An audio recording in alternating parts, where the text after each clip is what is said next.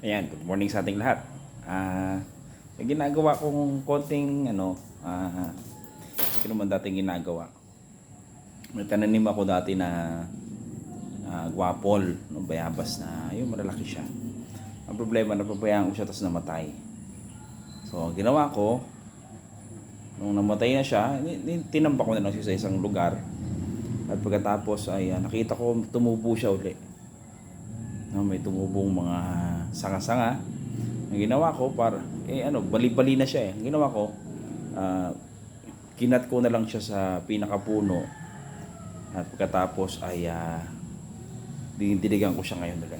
Tingnan natin kung mabubuhay. So, series ito, pasisilip ko sa inyo. Susi ko na iwan ko. Ay, pasisilip ko sa inyo yung aking ginawang hello Popoy. Ginawang kung siya ay mabubuhay, no? Tingnan natin kung mabubuhay siya. Tingnan natin. Kahapon ko siya ayan. Nako, napatagal pa dahil dito sa susi.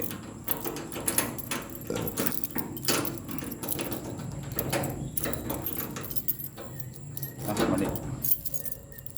Bayan, tumagal pa tayo dahil sa susi.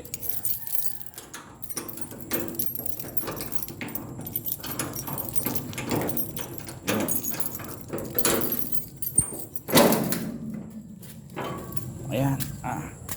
So ito yung kalamansi, pero ito yung sinasabi ko sa inyo.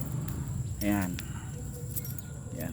Pinutol ko na lang siya. Hindi ko alam kung proper yan, pero umaasa ako na tutubo siya. Kasi itong isa, ayan, nagkakaroon siya ng, ayan, karoon na siya ng usbong. Kahapon ko lang din yan kinat. Sayang kasi malaking bayabas yan eh. So, ang problema kasi sa akin, wala akong pagtataniman kasi wala na kaming lupa dito. At ito may namamahay oh. Pero tingnan natin kung siya ay tutubo. Okay, so sa ngayon nakita ko maganda to. Positive yung nakikita ko dito. Ayan oh, meron siya usbong. Ayan. Itong isa hindi ko sure kung ano mangyayari dito. Ito yung mga tinapyas ko. Kasi nakikita ko pangit yung pagtubo niya eh. So tinapyas ko siya. At pagkatapos ay titingnan ko kung tutubo siya. Okay, so hanggang dito lang muna. Maulan ngayon. Ang kailangan natin ngayon ay manundo muna ako. So bukas titingnan ko ulit kung may development. Bye bye.